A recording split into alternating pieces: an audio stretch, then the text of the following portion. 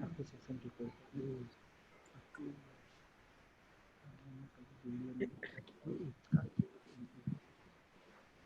saru tarik ini parti sini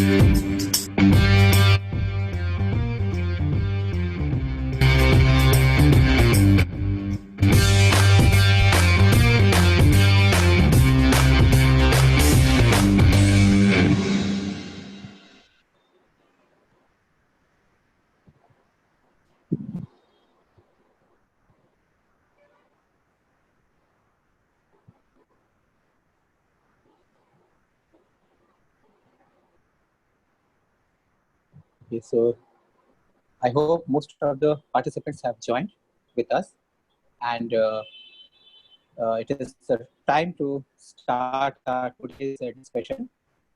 Last day, we had a first special talk from Professor R.J. Patel sir, and last day we learned about the glorious history and achievements of ISRO. A number of new, we should not say the new, but a number of facts that were not known to us uh, which surfaced up during Sir's talk. It was really a memorable moment to listen from him. This shows that how the people of India, they contribute to our nation through science, and they don't give up their troubles. They keep on striving and find out a way out to all the possible solutions, and eventually come up as a winner. These are the things that we have to imbibe in ourselves, and we have to incorporate, and we have to spread these things to our uh, growing up and the coming up new generation of scientists, the students, especially those who have joined with us today. In the same manner, we are going to move forward for the second part of today's discussion, the second part of the webinar. And today we will be discussing about, Sir will be discussing about the contribution of the Indian scientists to modern science. So now, without taking much of our time, I again welcome and thank Dr. R.J. Patel sir for being with us. And also we are thankful to all the participants and the people who have been instrumental in organization of this webinar. So let us start today's episode with Professor R.J. Patel. Welcome, sir. Thank you, Dr. Bijoy Roy sir. Thanks, sir. Participants, dear students, yesterday I have talked about the trailblazing contribution of Indian scientists in ISRO. Today I will talk about the trailblazing contribution of Indian scientists in modern science. All the scientists, most of the scientists who have given their contribution, innovations in Indian science and Indian technology. So I think yesterday I have talked about the contribution as well as achievements of ISRO. Today I will talk about the science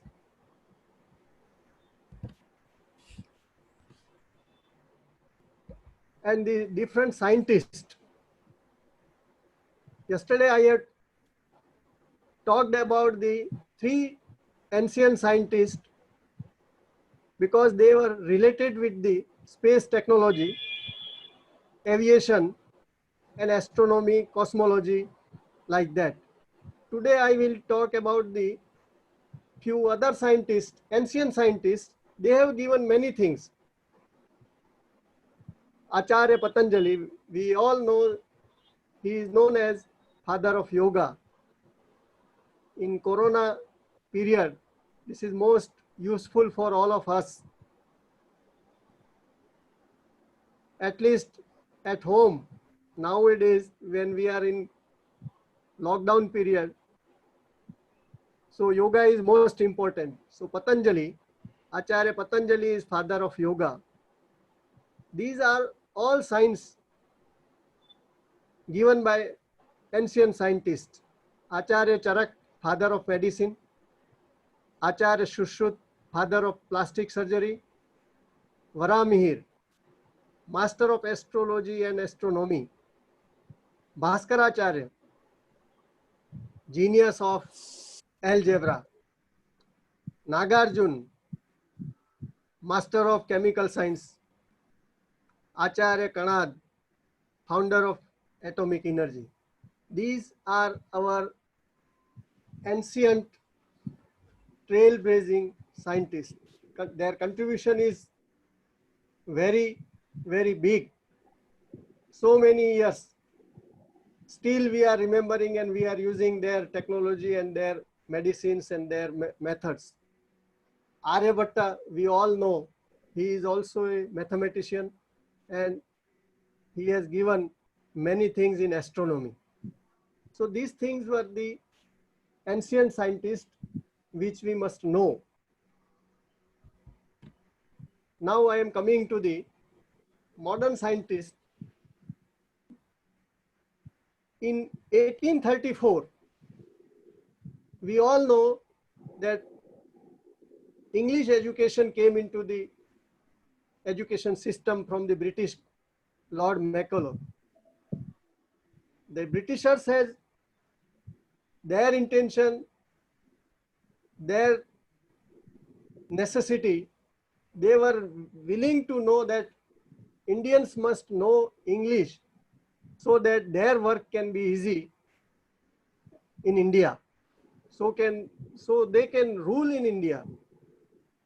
We all know that in these Britishers, Lord Macaulay's education system, in 1857, they established 3 universities in India: Kolkata, Bombay, and Madras University. This education system they have given in 1857, these three type of universities established by the British. हम सब जानते हैं कि Britishers ने यूनिवर्सिटियां क्यों बनाई थी. उनका उद्देश्य खाली उनकी भाषा यहाँ समझी जाए और वो उनका राज चला सके, इसीलिए था. In that period, many scientists from India came in laboratories. Out of that, first scientist Jagdish Chandra Bose. His birth was on 30th November 1858. A small village in Bangladesh. Nowadays it is Bangladesh. At that time, that was in our India. Mahabharat. A small village, Memon Sahib, was his birthplace. He has given the new idea that plants live. पेड़ों में और पौधों में भी जीव होता है, सजीव है. पेड़ पौधे भी सजीव है, इसको बताने वाले जगदीश चंद्र बोस थे. और इतना ही नहीं, उन्होंने यहाँ तक कहा कि पेड़ पौधे खाते हैं, सोचते हैं, हंसते हैं, रोते हैं, सपने देखते हैं. और इन सब बातों के लिए पेड़ पौधे में जीव है, लाइव है, उसके लिए उन्होंने एक कैस्कोग्राफ करके एक इंस्ट्रूमेंट डेवलप किया और उससे उन्होंने दुनिया को बताया कि प्लांट्स हैव लाइफ, वो जीवित हैं. दूसरा उनका काम था invented radio waves. Radio waves की भी शोध सर जगदीश चंद्र बोस द्वारा की गई थी भारत में. आपको ये आश्चर्य होगा, यहाँ पे मैं एक तरफ प्लांट की बात कर रहा हूँ, दूसरी तरफ रेडियो जो फिजिक्स का विषय है, इलेक्ट्रिसिटी का विषय है, उसकी बात कर रहा हूँ. दोस्तों यहाँ पे ये जानना जरूरी है, जगदीश चंद्र बोस हो, सीवी रमन हो, दूसरे जो भी साइंटिस्ट थे उस समय, बोस आइंस्टाइन हो, बोस सत्येंद्रनाथ बोस हो, ये सब साइंटिस्ट जब भी उस समय उनका एजुकेशन सिस्टम था उसमें साइंस नहीं था. वो सब बीए और एमए की डिग्री लेके साइंस पढ़े हैं. उनकी डिग्री देखी जाए तो वो एमए और बीए हुए हो. उनको संस्कृत भी पढ़ना था, फिजिक्स भी पढ़ना था, केमिस्ट्री भी पढ़ना था. इसलिए अपन सोच सकते हैं कि उन्होंने कितनी मेहनत की होगी उस समय. एक तरफ वो पौधों का और प्लांट्स के बारे में रिसर्च कर रहे हैं, दूसरी तरफ रेडियो वेव्स का भी इन्वेंशन कर रहे हैं. लेकिन देश का दुर्भाग्य ये रहा कि उस समय गुलामी के कारण ये जो शोध थी, जो रिसर्च था, इन्वेंशन था रेडियो वेव्स का, वो मार्कोनी के नाम चढ़ा दिया गया. उन्होंने जो स्टडी की थी, उनका एजुकेशन जो आगे का हायर एजुकेशन था वो एडिनबरो यूनिवर्सिटी में किया. एडिनबरो यूनिवर्सिटी से रिसर्च करने के बाद में वो वापस इंडिया में आ गए और उनका एक ही उद्देश्य था, इंडियन एजुकेशन, इंडियन साइंस को डेवलप करने का। उन्होंने प्रेसिडेंसी कॉलेज कोलकाता में प्रोफेसरशिप की। और आपको यह जानकर आश्चर्य होगा, कल भी मैंने आपको बताया था कि साइंटिस्ट किस तरह से बॉर्डर पे नहीं लड़ते हैं लेकिन देश के लिए लेबोरेटरी में भी लड़ते हैं। तो जब वो प्रेसिडेंसी कॉलेज में प्रोफेसरशिप कर रहे थे तो ब्रिटिश का रूल था कि जो इंडियन साइंटिस्ट, इंडियन प्रोफेसर्स हैं, उनकी सैलरी अलग रहेगी और जो ब्रिटिश प्रोफेसर्स हैं उनकी सैलरी अलग रहेगी। तो प्रेसिडेंसी कॉलेज में 2 प्रकार की सैलरी दी जाती थी। और at that time Jagdish Chandra Bose ने ही उनका विरोध किया। 6 महीने तक उन्होंने उसकी सैलरी नहीं स्वीकार की और उन्होंने ये कहा कि दोनों की सैलरी, ब्रिटिशर्स और इंडियन प्रोफेसर्स की सैलरी इक्वल होनी चाहिए और तभी मैं सैलरी लूंगा। इस तरह से after 6 months when government agreed that both the Indian and Britishers professor will get same salary, then he accepted। 6 महीने के बाद सरकार झुकी और उन्होंने सैलरी स्वीकार करी।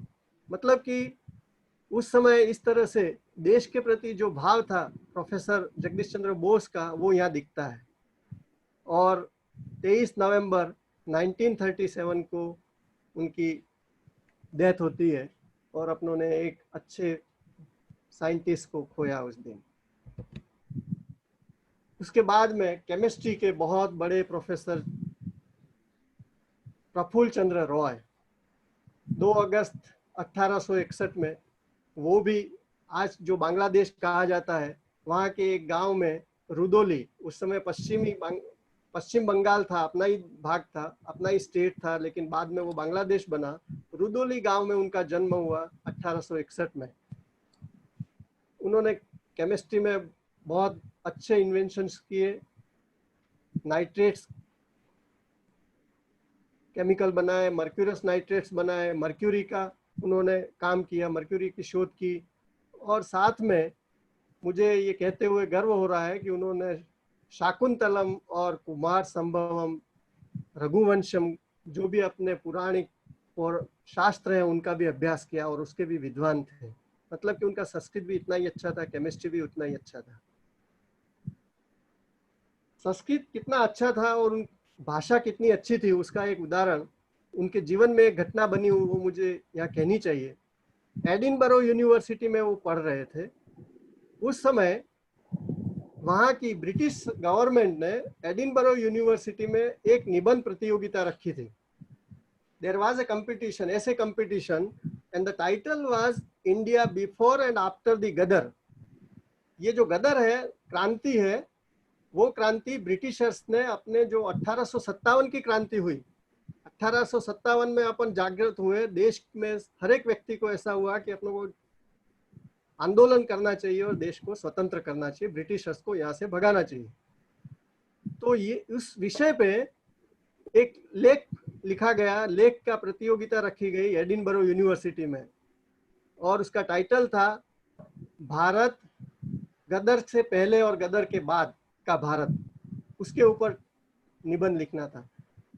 प्रफुल्ल चंद्र रॉय ने वो निबंध लिखा और उस निबंध में उन्होंने जो भी 1857 में ब्रिटिशर्स ने जो क्रूएलिटी इंडियंस पे की थी, लोगों को जो जिस तरह से कुचला गया, मारा गया, जेलों में डाला गया, हत्याएं की गई ब्रिटिशर्स के द्वारा, पूरी हकीकत और अच्छी भाषा में लिखा उन्होंने, क्योंकि वो विद्वान थे, संस्कृत के भी विद्वान थे, शाकुंतलम और कुमार संभव उन्होंने पढ़ रखा था। अच्छी भाषा में, अच्छी लिटरेचर में, इंग्लिश में इस निबंध को लिखा और उस निबंध को जब यूनिवर्सिटी में सबमिट किया तो ऐसे जितने भी निबंध आए थे उन सब निबंध में से जो रेफरी थे, हालांकि उनको नंबर नहीं दिया गया, पहले दूसरे और तीसरे रैंक में वो नहीं आ सके निबंध में प्रतियोगिता में, लेकिन उसके जो रेफरी थे, जो डिसाइड करने वाले थे कि अच्छा निबंध किसका है, तो उसमें एक रेफरी प्रोफेसर विलियम मुरे, उन्होंने यहाँ तक कहा कि even though we could not give first, second और third rank to mister Roy, Prafulla Chandra Roy, but I request each and every Britishers to read his essay। मैं यहाँ ये रिक्वेस्ट करता हूँ कि हर एक ब्रिटिशर्स को पढ़ना चाहिए कि ब्रिटिशर्स ने इंडिया में क्या गलतियां की थी, वो सही सही प्रफुल्ल चंद्र रॉय ने ही लिखा है उसके निबंध में। जो 1857 की क्रांति हुई थी, उस समय ब्रिटिशर्स ने भारत के लोगों को किस तरह से उछला था, वो सही बात उन्होंने लिखी है। और नॉट ओनली दैट, पब्लिक को तो कहा ही, लेकिन यहाँ तक कहा विलियम मुरे ने कि इस निबंध को ब्रिटिश की पार्लियामेंट में रखा जाए, मतलब कि वहाँ के जो रूलर्स हैं उनको भी पता चले कि ब्रिटिशर्स ने भारत में क्या किया है। So I want to tell you that how the Prafull Chandra Roy, a man of chemistry, can write an essay in English, in good literature, best literature, and how he can impress the Britishers, referee. इसलिए भारत के जो आंदोलन था, जो गदर था, जो क्रांति थी 1857 की, उसके बारे में उन्होंने बहुत अच्छा निबंध लिखा। 1888 में एडिनबरो यूनिवर्सिटी में केमिकल सोसाइटी के वो चेयरमैन बने, ब्रिटिश में ही। 1892 में बंगाल केमिकल्स और फार्मास्यूटिकल वर्क्स की स्थापना की उन्होंने, और 1924 में इंडियन केमिकल सोसाइटी की स्थापना की और उसके प्रेसिडेंट रहे 2 साल तक। और उन्होंने उनकी जो भी इनकम थी, उस समय उनकी इनकम थी 1,20,000, जो उनके पास में पैसे थे वो पूरा उन्होंने इस इंडियन केमिकल सोसाइटी को दे दिया, और आजीवन वो ब्रह्मचारी रहे। प्रफुल्ल चंद्र रॉय, जो केमिस्ट्री में उनका बहुत बड़ा योगदान था, 14 मार्च 1944 को उनका देहांत होता है। सब जानते हैं मैथमेटिशियन रामानुजम को। 22 दिसंबर 1887 को एक छोटे से गांव तमिलनाडु में ईरोड में उनका जन्म होता है। बहुत गरीब ब्राह्मण फैमिली में, ऐसा माना जाता था। उनकी माता थी, वो बहुत भक्ति भाव वाली थी, इसलिए उनको ऐसा कहा गया कि ये नामगिरी देवी, वहाँ की एक देवी है तमिलनाडु में, उनकी देवी की कृपा से रामानुजम का जन्म हुआ है, ऐसा उनकी माता और उनका परिवार मानता था। रामानुजम गणित में बहुत तेज कुशाग्र बुद्धि वाले थे। The proof of that is in 1913 he sent 120 theorems to the professor in Cambridge, Professor J.H. Hardy। 120 theorem उन्होंने J.H. हार्डी को भेजी थी, और J.H. हार्डी ने इन सभी थ्योरम्स का स्टडी करके उनको वहां पढ़ने के लिए बुलाया। प्रोफेसर हार्डी ने कैम्ब्रिज यूनिवर्सिटी में उनको पढ़ने के लिए बुलाया, और उस समय रामानुजम, श्रीनिवास रामानुजम अयंगर, एक छोटी सी पोर्ट ट्रस्ट की, मद्रास में जो पोर्ट ट्रस्ट था उसमें क्लर्क की नौकरी थी, 30 रुपया उनकी सैलरी थी मासिक, उसमें काम करते थे। वो नौकरी छोड़ के हार्डी, प्रोफेसर हार्डी के पास में कैम्ब्रिज यूनिवर्सिटी में आगे के अभ्यास के लिए पहुंच गए। हार्डी के पास में जब वो पढ़ने पहुंचे तो हार्डी ने क्या बोला, वो बड़ी बात है। I learn more than what I taught him. मैं बहुत ज़्यादा सीख गया हूँ, जितना उसको मैंने पढ़ाया उससे भी मैं ज़्यादा उनसे सीख गया हूँ।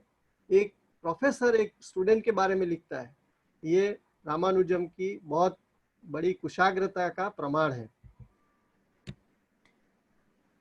साथ ही साथ हार्डी, रामानुजम का स्वास्थ्य बहुत अच्छा नहीं रहा, वो कैम्ब्रिज यूनिवर्सिटी में गए, वहाँ पढ़ाई की, बहुत अच्छा अध्ययन किया, लेकिन बाद में उनका शरीर साथ नहीं दिया, इसलिए बीमार हुए और उस बीमारी में उनको वहाँ हॉस्पिटल में एडमिट किया। हॉस्पिटल में जब प्रोफेसर हार्डी मिलने गए तो थोड़ी देर हो गई, मिलने जाने में उनका समय थोड़ा ज़्यादा बिगड़ गया। रास्ते में कार थोड़ी खराब हो गई तो कार से थोड़े लेट पहुँचे, तो हार्डी ने रामानुजम को बताया कि माई कार इज़ अनलक्की, मेरी कार अच्छी नहीं है, मुझे लेट कर देती, आप तक पहुंचने में मुझे देर हो गई। तो रामानुजम ने तुरंत कहा, नहीं, कार का नंबर है, this is the only number which we can get by the addition of cube of 2 numbers।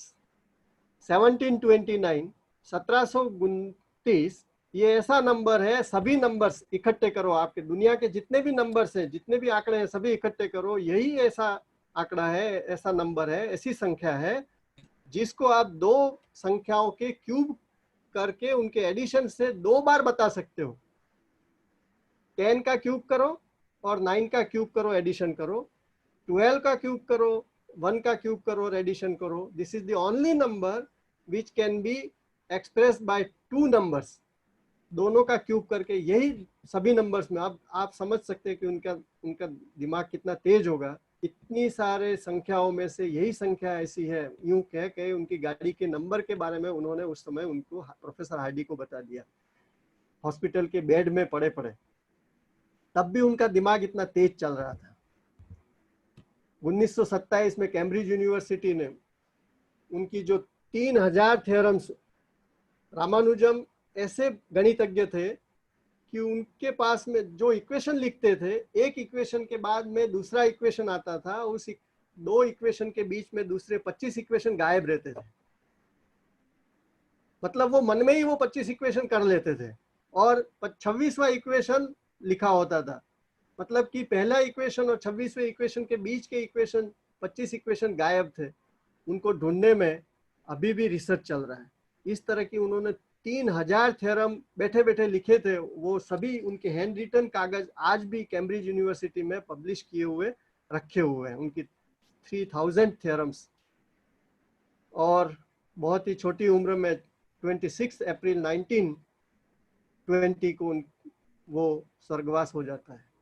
Ramanujan बहुत ही गणित के बहुत बड़े, विश्व के लिए बहुत बड़े वैज्ञानिक थे, ऐसा कह सकते हैं।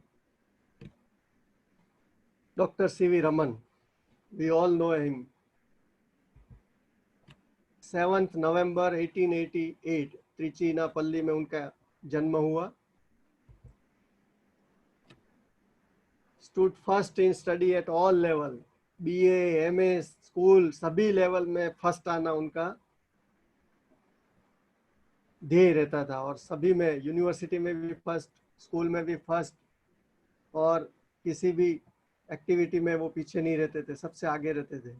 ऐसा माना जाता है कि उन्होंने 17 साल की उम्र में एमए कर लिया था। मतलब कि एक साल में 3 साल पूरे कर लिए थे। इस तरह से उनका एजुकेशन हुआ था। वो भी बहुत संस्कृत के और अच्छे क्लासिकल म्यूजिक के बहुत जानकार थे। 1921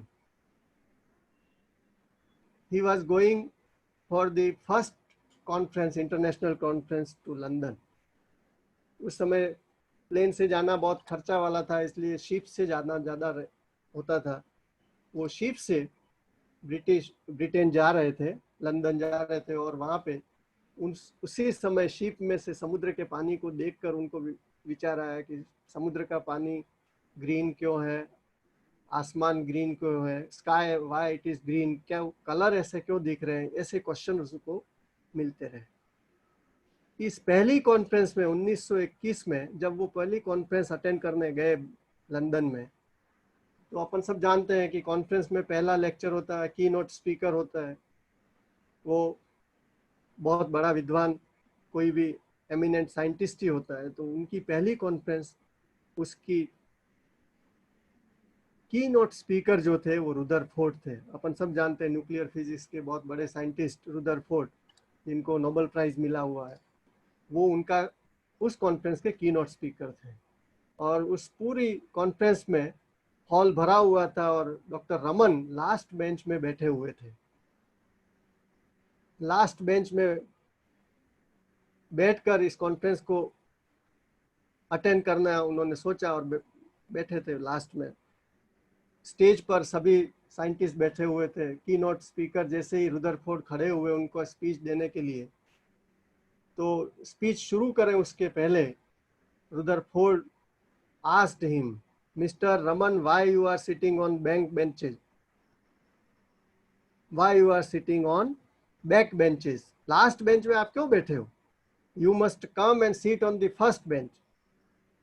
रमन को रुदरफोर्ड जैसा व्यक्ति, इतना बड़ा साइंटिस्ट, रमन को पीछे बैठे हुए पहचान कर आगे बुलाता है, तब डॉक्टर रमन को आश्चर्य होता है। रमन उस समय उनका स्पीच शुरू करे उससे पहले उठकर आगे की बेंच में आके बैठ गए, लेकिन पूरा उनका स्पीच पूरा हुआ रुदरफोर्ड का, तब तक वो सोचते रहे कि how he identified me, Rutherford ने मुझे पहचाना कैसे।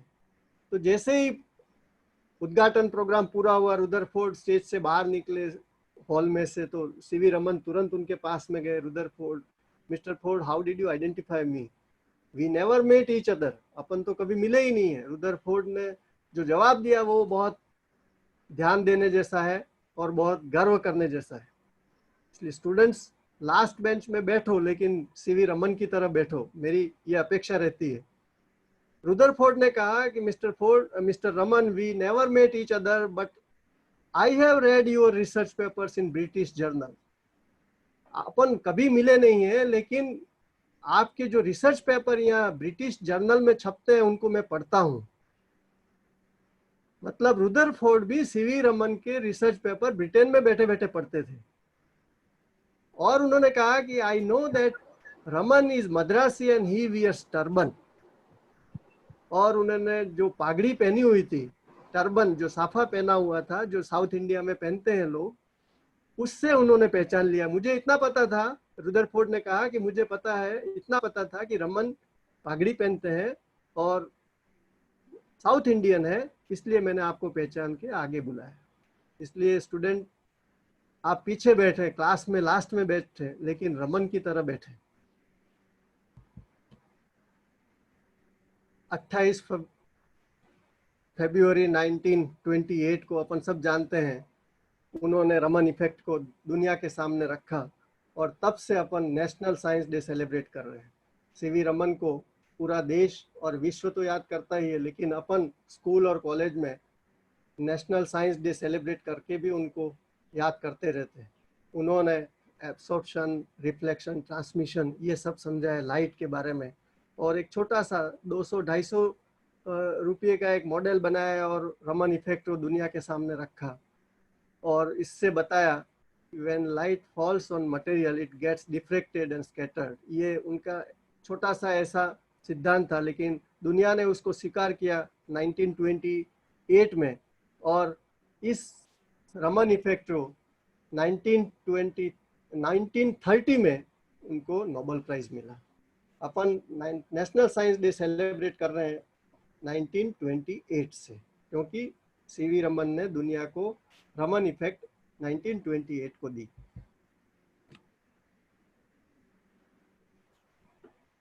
मुझे आपको ये बात भी बतानी बहुत जरूरी लग रही है। IISc बेंगलोर, उसको Tata institute of fundamental research भी पहले कर, टाटा ने उसकी स्थापना की थी, लेकिन बाद में उसका नाम IISc बेंगलोर कहा गया। वहाँ एक नियम था, क्योंकि अपन इस समय ब्रिटिश रूल के अंडर में थे, गुलाम देश था अपना, इसलिए वहाँ ये नियम था कि IISc बेंगलोर का डायरेक्टर कभी भी इंडियन नहीं होगा, ब्रिटिशर ही डायरेक्टर बनेगा, ऐसा रूल्स था। जब 1933 में वहाँ ब्रिटिश डायरेक्टर कोई रिटायर्ड हुआ, तो यहाँ की गवर्नमेंट, यहाँ की ब्रिटिश गवर्नमेंट ने ब्रिटेन की ब्रिटिश गवर्नमेंट को एक लेटर लिखा कि now there should be a new director for IISc Bangalore, कि ब्रिटेन से कोई ऐसा डायरेक्टर भेजो जो यहाँ पे IISc बेंगलोर में आ सके। तो ब्रिटेन की सरकार ने वो लेटर रुदरफोर्ड को भेजा, क्योंकि रुदरफोर्ड को ही आइडेंटिफाई करना था कौन वहाँ जाएगा, डायरेक्टर इंडिया में बनेगा उसके लिए। तो रुदरफोर्ड के पास में वो लेटर गया कि IISc बेंगलोर के लिए कोई ब्रिटिश साइंटिस्ट होना चाहिए जो डायरेक्टर पोस्ट ले सके बेंगलोर की। तो रुदरफोर्ड ने थोड़ी भी देर नहीं करी और उस लेटर के ऊपर लिख दिया, now there is no need to see towards Britain, there are people who can have such type of post, और नीचे नाम लिख दिया डॉक्टर सीवी रमन। रुदरफोर्ड इतने इम्प्रेस्ड थे। रुदरफोर्ड ने कहा कि अब ब्रिटिश की तरफ देखने की जरूरत, ब्रिटेन की तरफ IISc बेंगलोर के डायरेक्टर की पोस्ट के लिए ब्रिटेन की तरफ देखने की जरूरत नहीं है, वहां पे भी ऐसे लोग हैं जो इस पोस्ट को हासिल कर सकते हैं, और उसमें नाम लिख दिया डॉक्टर सीवी रमन। मतलब रुदरफोर्ड ने यहाँ पे भी सीवी रमन को इस पोस्ट के लिए प्रपोज किया, और रियल में यहाँ की गवर्नमेंट, जो ब्रिटिश गवर्नमेंट थी, उन्होंने सीवी रमन को 1933 में इस पोस्ट के लिए सिलेक्ट किया और वो डायरेक्टर रहे। अब IISc बेंगलोर में डायरेक्टर की पोस्ट के बाद में उनके पास में पोजीशन भी थी, अच्छे रिलेशन भी थे दुनिया में साइंटिस्ट के साथ में, इसलिए उन्होंने सोचा कि देश में समरफेल्ड को बुलाया जाए। समरफेल्ड भी बोहर मॉडल के बाद में, बोहर मॉडल की जो खामियां थी उनको दूर करने के लिए समरफेल्ड ने उस मॉडल में मॉडिफिकेशन करके उसका अलग से मॉडल दिया था, उसको समरफेल्ड मॉडल कहते हैं एटम मॉडल के लिए। और उस बड़े वैज्ञानिक जो नोबेल प्राइज विनर थे उनको भारत में बुलाए और जिससे कि अपनी यूनिवर्सिटी में उनके लेक्चर्स रखे जाएं, ऐसे उद्देश्य से समरफेल्ड को भारत में बुलाया। Sommerfeld agreed and he came in India. और समरफेल्ड भी बहुत विद्वान थे, सीवी रमन भी बहुत विद्वान थे, इसलिए उनकी एक टॉक में आपको कहना चाहूँगा उनके साथ में जो घटी थी घटना। समरफेल्ड जब इंडिया में आए तो उनके अलग अलग universities, Madras university, Bombay university, Calcutta university में उनके व्याख्यान रखे गए थे। बॉम्बे एयरपोर्ट पे जब सीवी रमन उनको लेने गए तो समरफेल्ड और दोनों गाड़ी में आ रहे थे और गाड़ी बॉम्बे के एक ट्रैफिक में फंस गई और बाहर प्रोसेशन चल रहा था, बहुत बड़ा एक जुलूस चल रहा था, उसमें नगारे बज रहे, ढोल बज रहे थे, सब बज रहे थे। अपन जानते हैं कि रोड पे सब प्रोसेशन निकलता है, कोई जुलूस निकलता है तो ट्रैफिक जाम हो जाता है। तो उस ट्रैफिक में समरफेल्ड और सीवी रमन की गाड़ी फंस गई। गाड़ी के पास में ही एक बहुत बड़ा ढोल बज रहा था। उस ढोल की आवाज सुन के समरफेल्ड ने बोला, this instrument is not proper, this sound is not harmonic. ये साउंड, ये जो ध्वनि है, ढोलक की जो ध्वनि है वो हार्मोनिक नहीं है, इट इज नॉट बियरेबल। ये सुन सके, अपन सहन कर सके ऐसी नहीं है। सीवी रमन पास में ही बैठे थे और वास्तव में ऐसी ढोलक की आवाज होती है जो बहुत पास में आता है तो अपन को अच्छा नहीं लगता है।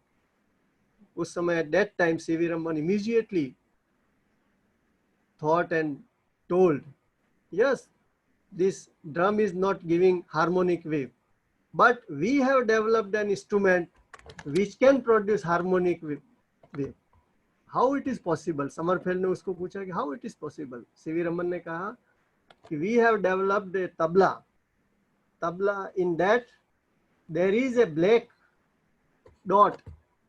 तबले के बीच में जो एक सरफेस होती है जिसके ऊपर जो चमड़ा बांध के अपन बीच तबला बनाते हैं, उसकी जो बीच में काला डब्बा होता है, काला कलर करा होता है, उसके बीच में एक वेट लगा था। You put some weight at the centre of the surface and then play it. उसको फिर प्ले करो, the waves which are coming from the tabla will be harmonic. तो वो वेट बीच में रखा है, जो काला दाग जो दिखता है अपनों को तबले में, जो चमड़ा बांधा हुआ उसकी सरफेस में, वो यही बताता है कि दोनों तरफ से स्ट्रेस है और उसको खींचोगे उस तार को, उस जिल्ली को, तो you will get the harmonic wave. Sommerfeld को इससे भी विश्वास नहीं हुआ। हाँ, yes, I know it, you can play and you can get the harmonic wave. Sommerfeld ने फिर पूछा कि can I visualise these wave. Immediately गाड़ी में बैठे बैठे सीवी रमन ने तुरंत उसका जवाब दिया, yes, you can visualize these harmonic waves.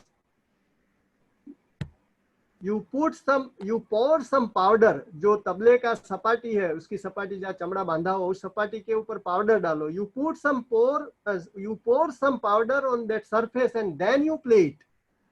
उस सपाटी के ऊपर पाउडर डालो और फिर आप उस तबले को बजाओगे तो जो भी पाउडर है वो गोल गोल रिंग में उसके ऊपर सेट हो जाएगा, गोल रिंग बन जाएगी सभी।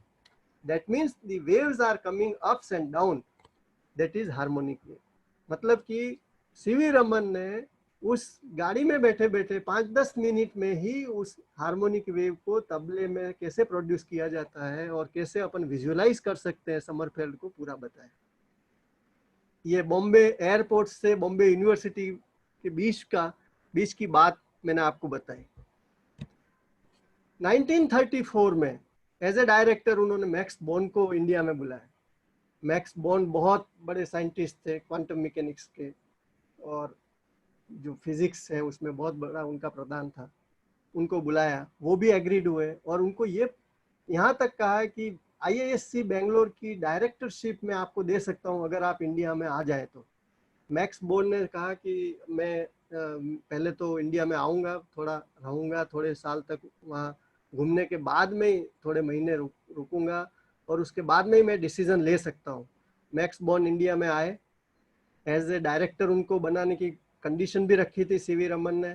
अलग अलग यूनिवर्सिटियों में उनके भी लेक्चर्स रखे, विजिट करे, बड़े बड़े शहरों में उनकी वाइफ को भी घुमाया और पूरा देखा। मैक्स बॉर्न भारत में जो भी स्थिति थी उनको ऐसा था कि एनवायरनमेंट मुझे सूट नहीं होगा, लेकिन उनकी पत्नी भी साथ में थी, उनको पूछा तो उन्होंने कहा कि नहीं, अपन यहाँ पे सेट हो सकते हैं। लेकिन मैं ये बात इसलिए कह रहा हूँ कि अपने देश का जो गुलामी का पीरियड था उसमें अपनों को बहुत नुकसान हुआ है साइंस के डेवलपमेंट में, जिसका प्रमाण मैं ये मैक्स बॉर्न के उदाहरण के साथ में दे रहा हूँ। जब मैक्स बोर और उनकी पत्नी और सीवी रमन की पत्नी और सीवी रमन ये साथ में रहे महीना 1.5 महीना और भारत में सभी शहरों में घूमे और उनके बाद में बॉम्बे, कलकत्ता सभी शहरों में उनके बाद में उनका डिसीजन ये था कि हम यहाँ रुकेंगे, भारत में रहेंगे और यहाँ रह सकते हैं, हमारे बच्चों के पढ़ने के लिए भी यहाँ अच्छी स्कूल्स हैं, कॉलेजेस हैं और यहाँ पढ़ सकते हैं। तो उन्होंने थोड़ी मानसिकता ऐसी बनाई थी कि now we will stay in India and then after he can have a direct post of director in Bangalore IIS से, ऐसा उन्होंने थोड़ा मन में बनाया।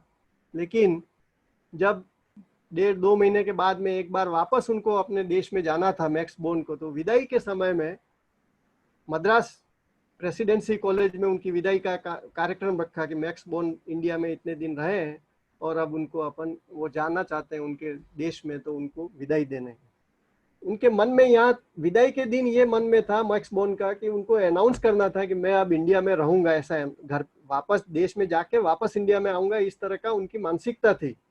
लेकिन जब उनकी विदाई का कार्यक्रम पूरा प्रोग्राम रखा तो उसमें एक ब्रिटिश लेक्चरर था, प्रोफेसर, मद्रास प्रेसिडेंसी कॉलेज में जो प्रोफेसर था, एक ब्रिटिशर था इंग्लिश का, वो खड़ा हुआ उस प्रोग्राम में और उन्होंने उनकी इतनी इंसल्ट करी कि you are asking to stay such type of professors in India, these are the second rank scientist.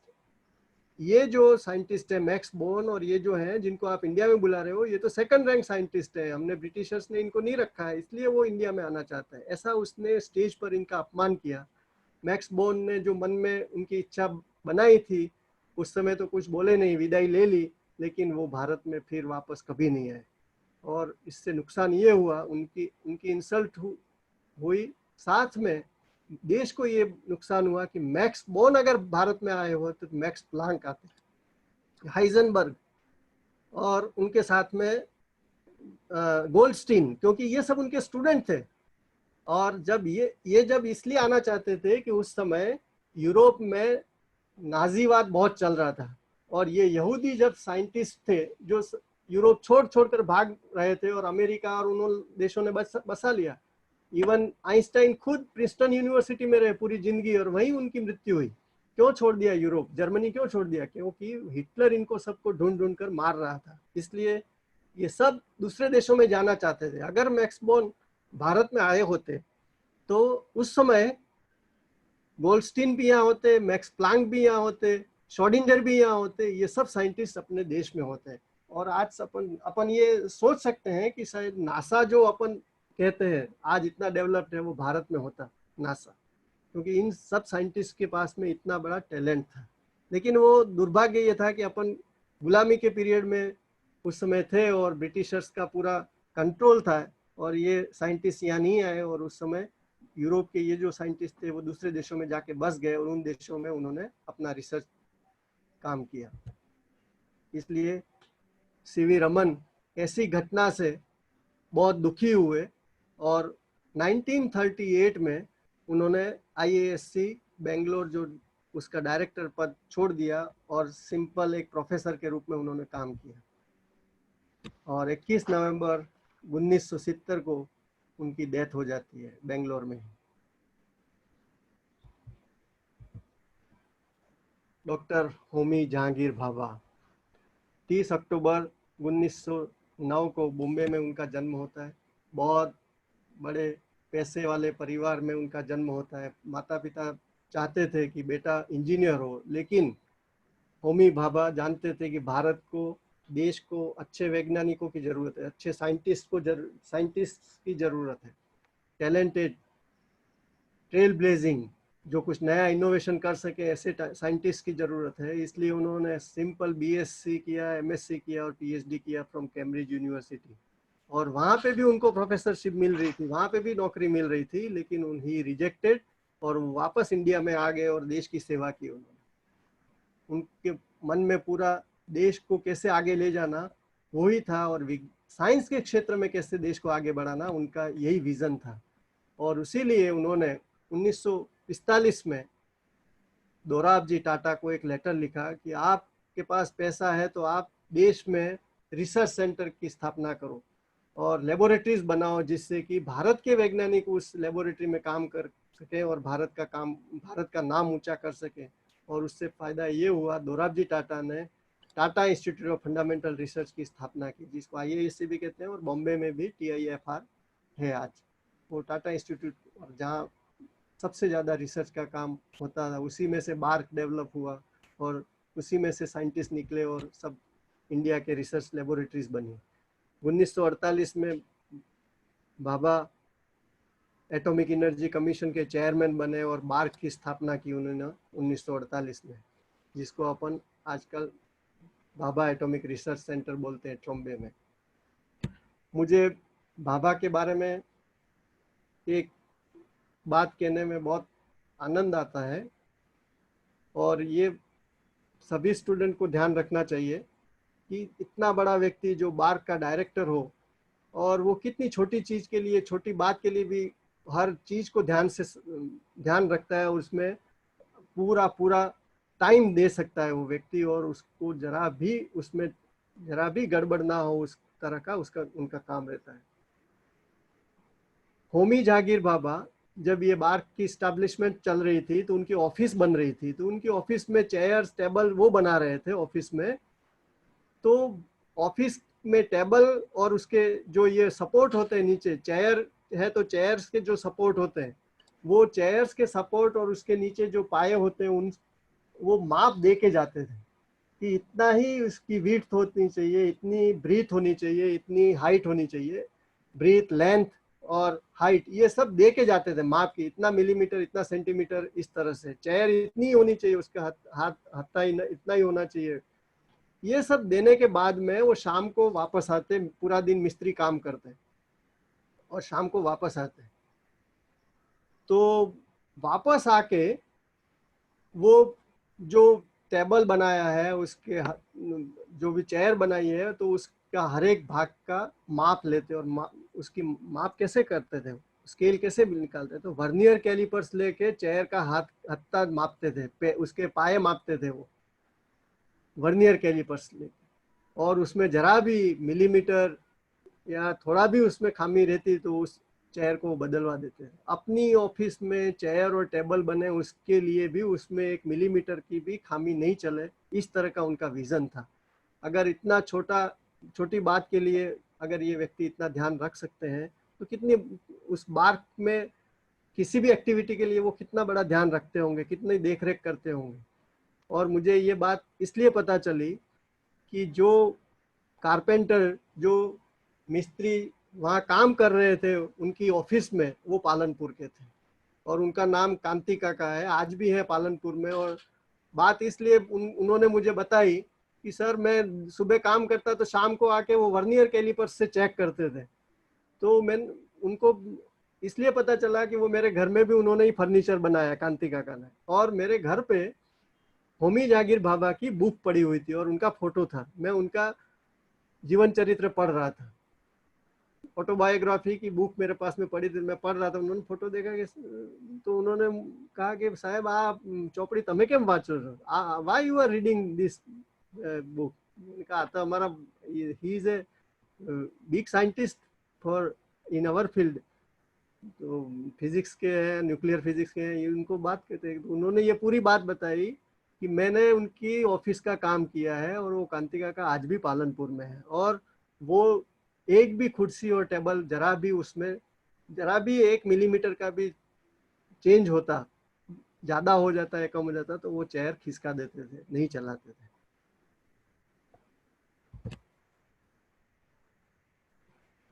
Bark की स्थापना के साथ साथ उनका बहुत बड़ा विजन था, अगर इंडिया न्यूक्लियर एनर्जी में सक्षम हो जाएगा, हर एक गांव तक लाइट पहुंच जाएगी, ये उनका विजन था, देश में लाइट पहुंचाना। और वो जानते थे कि भारत के पास यूरेनियम की कमी है, तो अपन थ्योरियम प्लूटोनियम में न्यूक्लियर रिएक्टर उनका उपयोग करके न्यूक्लियर रिएक्टर बनाए और उसमें से इलेक्ट्रिसिटी प्रोड्यूस करें। उस टेक्नोलॉजी में आज भारत प्रथम है, ऐसा मैं कह सकता हूँ, क्योंकि अपने पास में यूरेनियम का सब्स्टिट्यूट अपने साइंटिस्ट ने निकाल लिया है, जो 1998 में जो परीक्षण की है, उसके बाद में अपने पास में बहुत अच्छी टेक्नोलॉजी से आज जो भी रिएक्टर चल रहे हैं वो इसी बेस पे चल रहे हैं। 1955 में अप्सरा रिएक्टर की स्थापना की। 1957 में पंडित नेहरू ने इस अप्सरा रिएक्टर का उद्घाटन किया, और 1957 में जब अप्सरा रिएक्टर का उद्घाटन था, तब नेहरू जी उस प्रोग्राम में आए। तो देखो, मैंने अभी बताया था आपको कि एक छोटी छोटी बात कितनी तरह से वो ध्यान रखते हैं। तो नेहरू जी जब आए अप्सरा रिएक्टर के उद्घाटन के प्रोग्राम में, तो नेहरू जी को वो बॉम्बे में एक गार्डन है, हैंगिंग गार्डन बोलते हैं, उस हैंगिंग गार्डन में ले गए, और हैंगिंग गार्डन में ले जाके एक ऐसी पोजीशन पे ले गए कि वो बहुत अच्छा सीन दिखता है, पूरा समुद्र भी दिखता है और बॉम्बे का पूरा विजन वहाँ खड़े खड़े उस गार्डन के उस हाइट पे खड़े खड़े आप पूरे बॉम्बे को अच्छी तरह से पूरा देख सकते हो, और आपको आनंद आए, इस तरह का पूरी सीनरी है। नेहरू जी को उस जगह पे ले गए हैंगिंग गार्डन में, और वहाँ जाके उन्होंने नेहरू जी को कहा, ये कितना अच्छा बॉम्बे दिख रहा है यहाँ से। फिर क्या बॉम्बे, नेहरू जी भी बहुत खुश हुए, उन्होंने कहा yes it's a very nice scene, यहाँ से बहुत अच्छा अमेजिंग लग रहा है, बहुत अच्छा लग रहा है। लेकिन भाभा ने उस बात को कहने के बाद में तुरंत कहा कि after 10 months you will not be able to see this amazing picture of Bombay. आप 10 महीने के बाद में इस अच्छे सीन को यहाँ खड़े खड़े नहीं देख सकोगे। तो नेहरू जी को आश्चर्य हुआ कि क्यों, क्या हुआ है। तो नेहरू जी को बताया भाभा ने कि आप जहाँ खड़े हो उस गार्डन के आगे इतनी बड़ी बिल्डिंग बनने वाली है कि आप इस गार्डन की पूरी शोभा खत्म हो जाएगी, और म्युनिसिपैलिटी ने उसको मंजूरी दे दी। वहां के लोगों ने, बॉम्बे के लोगों ने भी विरोध किया, भाभा ने भी विरोध किया, कोई नहीं जानता था। लेकिन बाद में जब नेहरू जी को ये बात बताई कि नहीं, ये बिल्डिंग यहाँ नहीं बननी चाहिए और इस गार्डन की सुरक्षा होनी चाहिए, गार्डन का ये जो सीनरी है वो रहनी चाहिए, तो फिर म्युनिसिपैलिटी ने वो काम रोक दिया। भाभा और नेहरू जी के प्रयत्न से ये काम रुका, और वो आज भी वो गार्डन ऐसा ही है, और उसके आगे जो बिल्डिंग बननी थी वो नहीं बनी। मतलब कि छोटी छोटी बात में भी भाभा बहुत इंटरेस्ट लेते थे, जिससे लोगों को भी फायदा होए, पर्यावरण को भी फायदा होए, और न्यूक्लियर एनर्जी का डेवलपमेंट होता है। 1961 में कंस्ट्रक्शन हुआ प्लूटोनियम प्लांट का। 1965 में प्लूटोनियम प्लांट कंप्लीट हुआ और 5 रॉकेट्स लॉन्च किए थुम्बा से। कल ही मैंने थुम्बा की बात की थी, वो छोटी छोटी जो रॉकेट्स थी, रोहिणी और मेनका और अप्सरा, ये जो रॉकेट्स थी वो उसी समय इसी प्लूटोनियम से बनाई गई थी, प्लूटोनियम प्लांट्स में। और उसमें ये अपने विक्रम साराभाई और भाभा की मदद से 5 रॉकेट उस समय लॉन्च की थी थुम्बा से। और 24 अपने देश का दुर्भाग्य यही रहा कि उनकी एक प्लेन क्रैश में मृत्यु होगी 24 जनवरी 1966 में, 1966। विक्रम साराभाई, ये जैसे ही भाभा की डेथ हुई तो एटॉमिक एनर्जी के कमीशन चेयरमैन भी विक्रम साराभाई को ही बनाया गया उनके बाद में, भाभा के बाद में। गुजरात के कह सकते हैं डॉक्टर साराभाई, और space technology, father of space science भी उनको कहा। कल ही अपनों ने उनके बारे में बात की थी, अहमदाबाद में ही उनका जन्म हुआ था। और कैम्ब्रिज में पढ़ने के बाद में उनकी भी मन में भाव यही था कि देश की सेवा की जाए, अपने देश का साइंस का नॉलेज, साइंस की लेबोरेटरीज अच्छे काम करें, उसके लिए वो भी भारत में आ गए। और अपन सब जानते हैं कि अहमदाबाद में MG साइंस कॉलेज में 2 रूम में काम किया उन्होंने, और उसमें से ही आज अपन देख रहे हैं अहमदाबाद की सबसे बड़ी building PRL physical research laboratory, उसी में से उन्होंने डेवलप की और PRL की स्थापना की।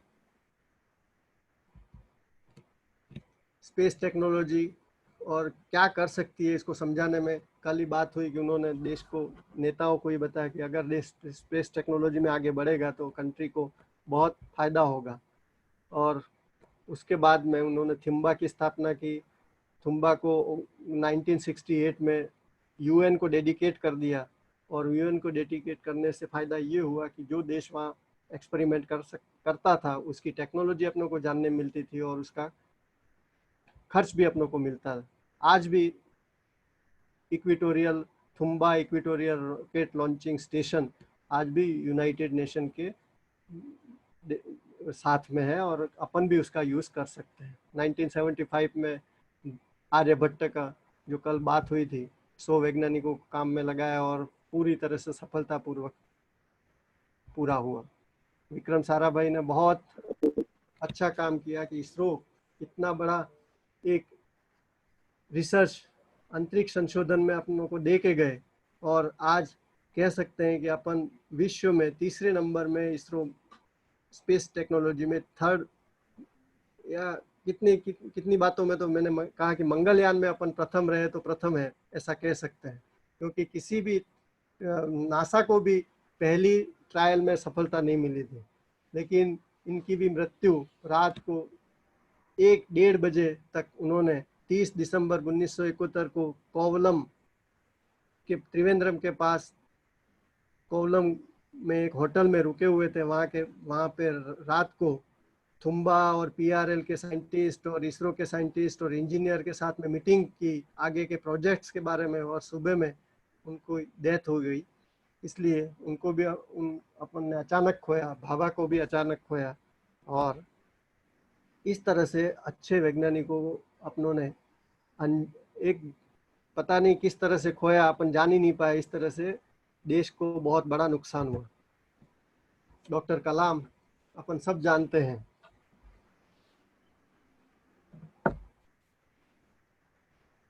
ये मोस्ट ऑफ अपन सब उनको सुन भी चुके हैं, जानते भी हैं, लेकिन कलाम एक ऐसे व्यक्ति थे कि जिनके लिए राष्ट्रपति बनना और इतना बड़ा साइंटिस्ट बनना और इस तरह से DRDO के चेयरमैन बनना, ये सब बातें उनके लिए बहुत बड़ी दूर की थी। लेकिन जीवन में उन्होंने बहुत संघर्ष किया, बहुत मेहनत की। एक न्यूज़पेपर बेचने वाला बच्चा राष्ट्रपति बन जाए, DRDO का चेयरमैन बन जाए, इतना बड़ा साइंटिस्ट बन जाए, ये प्रतिभा डॉक्टर कलाम में थी, जो उन्होंने देखा है और सुना है और अनुभव किया है। और वो हर समय ऐसा उनको भारत रत्न भी मिले, पद्म भूषण भी मिले, पद्म विभूषण भी मिले, और अपन सब जानते हैं उनको मिसाइल मैन की तरफ भी अपन पहचानते हैं। एक गरीब परिस्थिति में पैसे नहीं होने के बावजूद भी न्यूज़पेपर बेचना, घर घर जाके साइकिल पे या पैदल चल के, और उससे जो पैसे आए उससे स्कूल की फीस भरनी, कॉलेज की फीस भरनी, और उससे पढ़ना और इतने बड़ा अचीवमेंट करना, वो अब्दुल कलाम अपने सामने एक उदाहरण ही नहीं, अपने सामने एक विभूति थे, ऐसा कह सकते हैं। मिसाइल मैन की तरह अपन जानते हैं, उनका मिसाइल मैन बनना इसलिए जरूरी था कि he was believing in that power respect power. वो ऐसा मानते थे, ऐसा उनके मन में था कि अगर शक्ति होगी तो शक्ति रिस्पेक्ट करेगी, पावर होगा तो ही पावर रिस्पेक्ट करेगा। इसीलिए उन्होंने देश को शक्तिशाली बनाया। 2020 उन्होंने इंडिया 2020 बुक लिखी, और उस बुक में उन्होंने ये बताया कि 2020 तक भारत 2020 तक विकासशील देश में से विकसित राष्ट्र बनना चाहिए, और कैसे बनेगा उसके लिए पूरा मैप तैयार करके उस बुक में दिया। सभी नदियों को जोड़ना होगा, पर्वतों को बचाना होगा, पर्यावरण को बचाना होगा, खेती लायक जमीन बनानी होगी, उस तरफ के सभी रास्ते उन्होंने, टेक्नोलॉजी में भी आगे बढ़ना होगा, इसरो को भी आगे बढ़ाना होगा, और शक्तिशाली भी बनना होगा, बॉर्डर भी सिक्योर करने पड़ेंगे, ये सब उसमें लिखा हुआ है। उसमें ये भी लिखा हुआ है उन्होंने जहाँ जहाँ भी उनको ऐसा चांस मिला है उन्होंने अपने गुरुओं को याद किया है। डॉक्टर कलाम जहाँ भी जाते थे वो सबसे पहले अपने गुरुओं को बुलाते थे, उनको सम्मान देना, क्योंकि वो जानते थे कि इन्हीं के कारण हम जो भी हैं वो उन्हीं के कारण है। आज जो भी प्रदान हम दे रहे हैं, देश को दे रहे हैं, तो उनकी शिक्षा के कारण ही दे रहे हैं। और मिसाइल मैन बनने के बाद में उन्होंने आकाश, पृथ्वी, ब्रह्मोस, त्रिशूल ये सब बनाए। और उनकी 27 जुलाई 2015 को शिलोंग में एक व्याख्यान के दरमियान ही उनकी वहाँ पे उनका स्वर्गवास हो गया। डॉक्टर कलाम का जीवन, उनकी बुक मैं विद्यार्थियों को खास कहता हूँ, आप विवेकानंद को भी रखो, उनकी बुक भी रखो, और डॉक्टर कलाम की बुक भी अपने पास रखो। विवेकानंद भी इतने ही जरूरी है हर एक युवान के लिए, और डॉक्टर कलाम भी हर एक युवान के लिए जरूरी है, क्योंकि हर स्टेप पे आपको प्रेरणा मिलेगी, हर बात पे प्रेरणा मिलेगी, हर एक वाक्य पे प्रेरणा मिलेगी। उनकी जो बुक्स हैं उनको पढ़ोगे। डॉक्टर कलाम के कितने स्टेटमेंट्स है वो मैं आपको बताना चाहूंगा। ब्लैक कलर भावनात्मक रूप से बुरा होता है, लेकिन हर ब्लैक बोर्ड विद्यार्थियों की जिंदगी ब्राइट बनाता है। अपन मानते हैं कि काला कलर अच्छा नहीं है, लेकिन काले कलर से ही अपन सब ब्राइट बनते हैं, पढ़ते हैं, जीवन बनाते हैं। जीवन में कठिनाइयां हमें बर्बाद करने नहीं आती हैं, बल्कि यह हमारी छुपी हुई सामर्थ्य और शक्तियों को बाहर निकलने में हमारी मदद करती है। कठिनाइयों को यह जान लेने दो कि आप उससे भी ज्यादा कठिन है, मतलब हार्ड वर्क करना बहुत जरूरी है। कठिनाई कितनी भी हो, आप भी कठोर हो जाओ और उस कठिनाई का सामना करो, तब भी आप जीवन में आगे बढ़ सकते हो। डॉक्टर कलाम ने पूरा ये जो भी स्टेटमेंट दिए हैं उनके जीवन में इनको सार्थक किया है, तब वो बोले हैं और तब उन्होंने उन स्टेटमेंट को दिया है, लिखा है। मैं एक हैंडसम इंसान नहीं हूँ, लेकिन मैं अपना हैंड उस किसी भी व्यक्ति को दे सकता हूँ जिसको की मदद की जरूरत है। सुंदरता हृदय में होती है, चेहरे में नहीं। डॉक्टर कलाम खुद अपने बारे में कह रहे हैं कि सुंदरता हृदय में होती है, चेहरे में नहीं। आप अपना भविष्य नहीं बदल सकते, पर आप अपनी आदतें बदल सकते हैं, और निश्चित रूप से आपकी आदतें आपका फ्यूचर बदल देंगी। डॉक्टर कलाम की ये विशेषता थी कि वो कहीं पे भी जाते थे, किसी भी डिस्ट्रिक्ट में जाते थे, कोई भी प्रोग्राम रखते थे, तो सबसे पहले उनकी ये शर्त थी कि आप 20,000 बच्चे इकट्ठे करो, स्कूल कॉलेज सभी से 20,000 बच्चे हो तो मैं आता हूँ वहाँ पे आपके प्रोग्राम में। वो राष्ट्रपति रहे, साइंटिस्ट रहे, DRDO के चेयरमैन रहे, लेकिन उनकी ये शर्त रहती थी, और जहाँ भी जाते थे वो उनको उसी तरह से कंडीशन के साथ में। उनका उद्देश्य ये था कि ज्यादा से ज्यादा स्टूडेंट्स उनके सामने रहे और उनको कुछ प्रेरणा मिले और कुछ सीखें और आगे बढ़े और देश के लिए प्रदान दें। अपनी पहली सफलता के बाद विश्राम मत करो, क्योंकि अगर आप दूसरी बार में असफल हो गए तो बहुत से होंठ यह कहने के इंतजार में होंगे कि आपकी पहली सफलता केवल एक तुक्का थी। अगर आप सफल हो गए तो उसके बाद में विश्राम मत करो, नहीं तो सभी आपके ऊपर डाउट करेंगे। उनका ये मानना था। इससे पहले कि सपने सच हो, आपको सपने देखने होंगे। वो हर समय यही कहते थे कि सपने देखो, एक्सपेक्टेशंस बढ़ाओ। आपकी एक्सपेक्टेशन होंगी तो आप कुछ कर सकोगे, आपकी एक्सपेक्टेशन ही नहीं होंगी तो आप कुछ नहीं कर पाओगे। अपेक्षाएं आपकी ऊंची होनी चाहिए। आकाश की तरफ देखिए, हम अकेले नहीं हैं, सारा ब्रह्मांड हमारे लिए अनुकूल है, और जो सपने देखते हैं और मेहनत करते हैं उन्हें प्रतिफल देने की साजिश करता है। मतलब ब्रह्मांड और सब, आप अगर मेहनत करोगे तो आपके अनुकूलताएं पैदा करने का काम ये सब ब्रह्मांड और जो भी प्रकृति है वो आपको ऑटोमेटिक सफलता देने के लिए ऐसा ही वातावरण पैदा करेंगी। सफलता की कहानियां मत पढ़ो, उससे आपको केवल एक संदेश मिलेगा। असफलता की कहानियां पढ़ो, उससे आपको सफल होने की कुछ आइडिया या विचार मिलेंगे।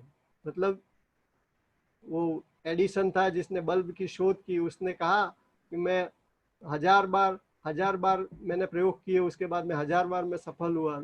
इसका मतलब ये था कि 999 तक मैं जो भी किया वो सब गलत रास्ते थे। मैं उस रास्ते पे जाने से बल्ब का आविष्कार नहीं कर सकता था। इसलिए असफलता की कहानियां पढ़ो। असफलता मतलब उस तरफ जाना ही नहीं है, ऐसा सोच के आप आगे बढ़ो।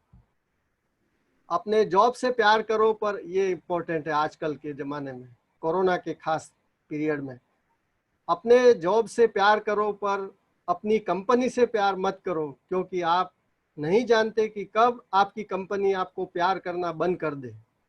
मतलब कंपनी को प्यार मत करो, लेकिन आप जो खुद कर रहे हो उससे प्यार करो। शिखर पर पहुंचने के लिए सामर्थ्य चाहिए, फिर वो चाहे माउंट एवरेस्ट का शिखर हो या आपके कैरियर का। सामर्थ्य बहुत जरूरी है। एफिशिएंसी आपकी बढ़ाओ, आप एवरेस्ट को भी पार कर सकते हो। इन सब चीज़ों के साथ में मैं आपको धन्यवाद देने से पहले,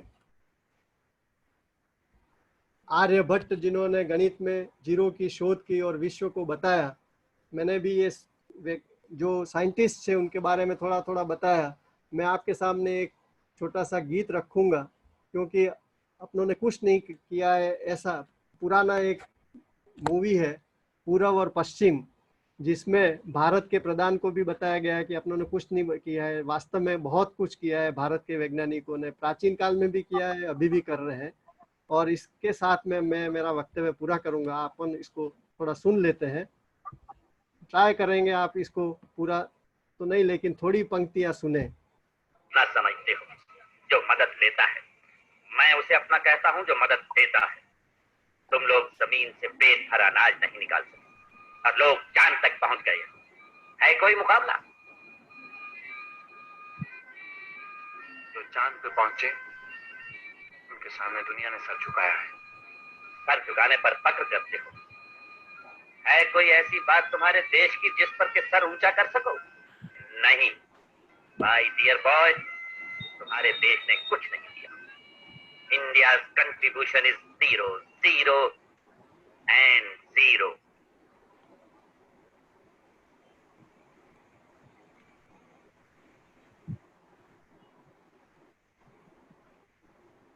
जब 0 दिया मेरे भारत ने, मेरे भारत ने, दुनिया को तब गिनती आई। तारों की भाषा भारत ने दुनिया को पहले सिखलाई। न दशमलव भारत तो यूं चांद पे जाना मुश्किल था। धरती और चांद की दूरी का अंदाजा लगाना मुश्किल था। सभ्यता जहाँ पहले आई, सभ्यता जहाँ पहले आई, पहले जन्मी है जहाँ पे कला। अपना भारत वो भारत है जिसके पीछे संसार चला, संसार चला और आगे बढ़ा। यूं आगे बढ़ा, बढ़ता ही गया। भगवान करे ये और बढ़े, बढ़ता ही रहे और फूले फले, बढ़ता। हाँ, तो इस गीत के माध्यम से मैं आपको यही कहना चाहता था। अपन साइंस, विज्ञान, जय किसान, जय जवान सब करें और देश को आगे बढ़ाएं, यही अपेक्षा है। फिर से अंत में मैं गणपत यूनिवर्सिटी और Mehsana urban institute of science के पार्टिसिपेंट्स, इस वेबिनार में बैठे हुए स्टूडेंट्स का आभार मानता हूं। और मुझे ये 2 दिन तक जो रेडियो पालनपुर 90.4 FM और मेरे साथी मित्र मिस्टर हरेश ने टेक्निकल सपोर्ट में जो मदद की है, उनके लिए उनका भी आभार मानता हूं। सबका आभार। Thank you very much.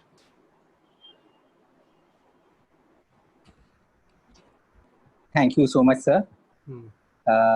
We are really thankful. आज के जो 2 दिनों से हमने जो सुना और जो देखा, इनसे हमें काफ़ी कुछ नई चीज़ें मालूम पड़ी जो हमारे देश के लिए हमें अब गर्व के साथ और सर ऊंचा कर रहा है। किस तरीके से फ्रॉम द एंशिएंट टाइम्स जी scientists like Charak and Patanjali to the scientists of our India when it got independence, whether it is Dr. Bhabha or it is we could call Sarabhai, Dr. Sarabhai, से लेकर के अभी तक सभी साइंटिस्टों का योगदान, सभी वैज्ञानिकों का योगदान सराहनीय रहा और ये हमारे देश के लिए गर्व की बात है, हमारे लिए गर्व की बात है। एंड साथ ही साथ ये हमारे ऊपर भी एक जिम्मेदारी भी लाता है कि we have to continue this tradition, we have to prove our mettle, and we should be respectful to the contribution that they have made. Once again, I would like to thank Dr. R.J. Pathak sir for being with us for these 2 days. And sir, we had a very good response from the audience. And I would like to add a few things for the audience, for the people who are here with us. Today, due to some technical issue, many of this audience have not been able to join through the Zoom link. But don't worry, our transmission is also going on live on Facebook. So people are there and they are watching our whole streaming from there. And there were certain queries regarding the questions, the quizzes, and the feedback forms. So last day we had one quiz, and today again at the end of this session, we will be releasing the link for the quiz for second days, that is today's discussion. Along with that link, in that same link, you will get the question of feedback. So एक ही link है, only one single link. You have to click on it, and you will have to answer the quiz as well as feedback question. There is no negative marking, and there is nothing to do with the marks you are getting to score in that quiz. Quiz is only to have an idea that how much you have known through this these 2 days. Okay, so this is not this is nothing to prove to anyone. So I will request after some time our moderator, Dr. Kavit sir, to post the quiz link as well as on our chat box of Zoom link. Another important information is that tomorrow at 11 o'clock, we are going to have another webinar. This is in continuation of our 3 days orientation program. And tomorrow we are having Dr. Pratima Khandelwal, who is professor and head from TLC, Global Academy of Technology, Bangalore. And ma'am will be discussing over the topic of attitude and skills in academics during COVID era. We have already one session with Dr. Pratima Khandelwal. And let me tell you, that session was fabulous. And we had a very good response, and it was truly interactive. So this opportunity, the link and the details of this webinar will be also posted on today's chat box. So I would now request Mr. Hemal Khatri, Assistant Professor, Physics Department, to conclude today's session with a vote of thanks. Thank you, sir. It gives me immense pleasure to express my vote of thanks to the luminaries from all across disciplines who have gathered here on this virtual platform for Bharat Vigyan Vidhata, a webinar on trailblazing contribution of Indian scientists. First and foremost, I would like to offer my deepest gratitude to Dr. R.J. Pathak sir for his valuable time and presence to inspire us all. I wholeheartedly thank you, sir, on behalf of entire Ganpat University family. I extend my special thanks to Padma Shri Ganpat Bhai Patel, Patron-in-Chief and President, Ganpat University, for encouraging us to take up new challenges. My sincere thanks to Dr. Mahendra Sharma sir, Honorable Pro Vice Chancellor and Director General, Ganpat University, for his motivation throughout. I offer my special thanks to Dr. R.K. Patel, Honorable Pro Vice Chancellor and Executive Dean, Ganpat University, and Dr. Amit Parikh, Dean, Faculty of Science, Ganpat University, for their constant support. I am thankful to Dr. Vijay Roy, Head Physics Department, and Dr. Digis Patel for conducting such a nice webinar. Thanks to all the faculty colleagues for their efforts. And lastly, my humble thanks and wishes to those who are the cardinal reason for this webinar, the participants. I'm truly flattered that we have received an overwhelming participation. Once again, thanks to one and all. Thank you all. Thank you, sir. Thank you, Mr. Hemant Khatri. We are really grateful. Let me mention that there are few names who require special thanks. I would like to thank Dr. Kavit Mehta for being with us as a moderator and providing all the technical support. I'd also like to thank Mr. Deepak Patel, who has been there throughout our session and managed everything very meticulously. So now I would request Kavit sir to post the link of quiz and this feedback. Both of them are combined together. So you have to just click on the link and fill up the details, your answers. And please be careful that the link will be open for 10 to 15. It is around 10 minutes. So 10 minutes time is given to you. So please fill up the responses and send it back. Sir, if you can please share it on the, I hope you have shared it on the Facebook also. Yes. Okay. So those participants who are watching this webinar on Facebook, they can access that feedback link and quiz link on Facebook itself.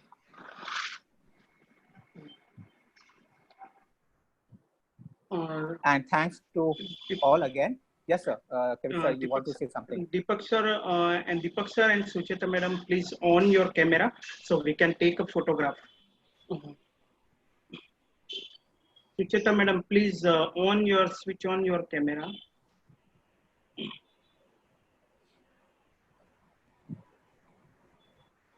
Pathak sir, we are really thankful and we look forward to have another session with you. Thank you. Thank you. Yes, yes. And throughout the session, we got wonderful comments from the audience also. Oh. So thank you. Everyone. It was a nicely arranged. Managed. Thank you, sir.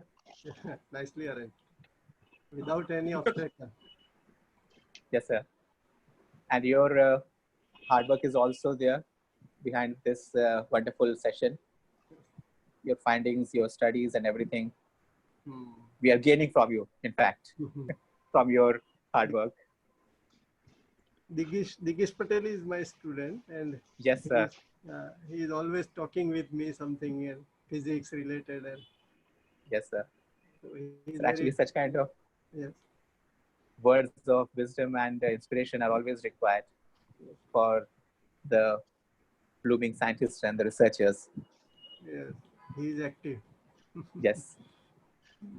Today we cannot have Digesh sir over here. Even today principal sir was also not available due to certain unavoidable reasons. We are in touch daily, something talking about academic. Sir. Kavit sir, yes. Did we have Deepak that sir? snap? Yeah, Deepak sir, okay. Just take a screenshot. Deepak sir. Yes, Kavit sir. Okay. Thank you. Thank you so much. You cannot. Thank you. Can I leave now? Thank you, everyone.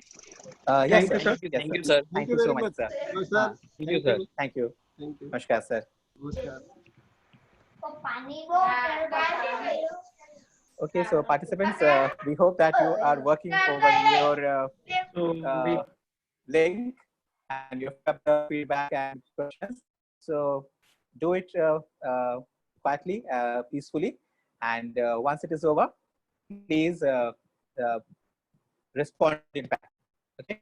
So wish to see you tomorrow again, and the links for the tomorrow's webinar is also shared. I hope we have shared it on the link on our chat box. Kavit sir? Kavit sir is there?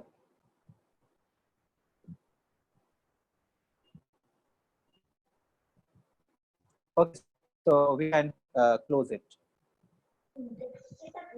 Deepak sir, we can close okay.